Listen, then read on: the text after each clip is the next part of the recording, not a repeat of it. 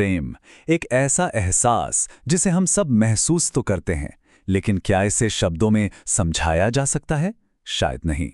आज हम ओशो के नजरिए से प्रेम की इसी पहेली को सुलझाने की कोशिश करेंगे, और वो भी एक टूटे हुए पंखे की बड़ी ही अजीब कहानी के जरिए। जरा सोचिए, एक मामूली पंखा बेचने वाला एक सम्राट के दरबार में खड़ा है और वो दावा कर रहा है कि उसने दुनिया के सबसे नायाब पंखे बनाए हैं। ये सिर्फ कोई कहानी नहीं है, इसके पीछे एक बहुत गहरा सबक छिपा है। तो सवाल ये उठता है कि भाई, एक पंखे का प्रेम के इतने गहरे राज से क्या लेना देना हो सकता है? इसका जवाब हमें मिलता है ओशो की किताब संभोग से समाधि की ओर के पहले ही चैप्टर में। तो चलिए साथ में इसे समझने की कोशिश करते हैं। ओशो अपनी बात एक बहुत ही बुनियादी सवाल से शुरू करते हैं। प्रेम आखिर है क्या? हम सब इसे महसूस करते हैं, है ना? पर क्या हम सच में इसे किसी को समझा सकते हैं? और शायद यही प्रेम की सबसे बड़ी पहेली भी है। ओशो कहते हैं कि प्रेम को समझाना जानते हैं कैसा है? ये ठीक वैसा ही है जैसे आप किसी मछली से पूछें कि बताओ समंदर क्या होता है। अरे वो तो समंदर में ही रहती है, उसे जीती है, पर उसे शब्दों में कैसे बताएगी? प्रेम भी कुछ ऐसा ही समंदर है। अब जरा इस नंबर को देखिए, 6000 साल। ओशो का कहना है कि इतने लंबे अरसे से हम इंसानों ने प्रेम पर न जाने कितनी कविताएं लिखी हैं, गीत गाए हैं और क्या-क्या बड़ी-बड़ी बातें नहीं की हैं।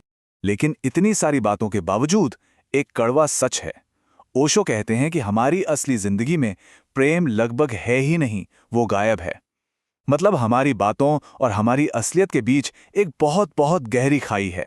तो सवाल ये है कि अगर प्रेम की बातें हर तरफ हो रही हैं, तो फिर असल जिंदगी में उसके दरवाजे बंद क्यों हैं?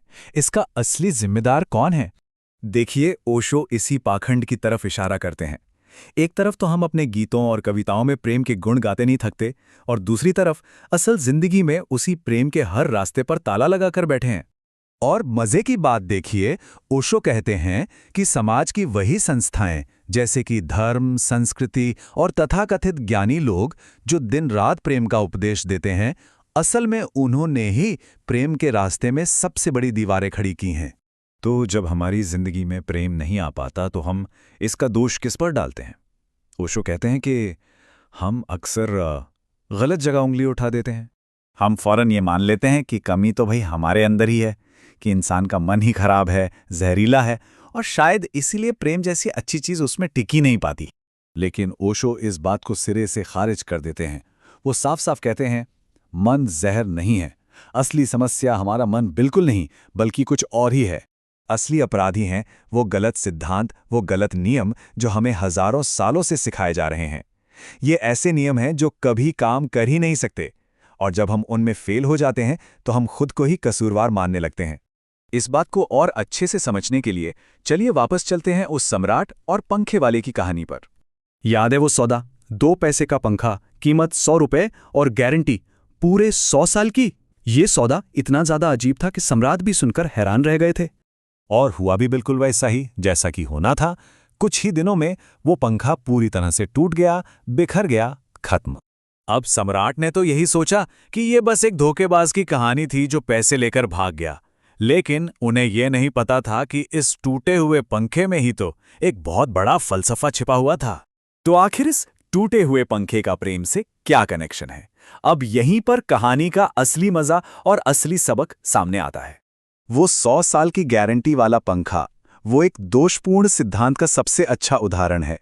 मतलब एक ऐसा आइडिया जो सुनने में तो बहुत ही शानदार लगता है, लेकिन असलियत में उसका टिकना नामुमकिन है।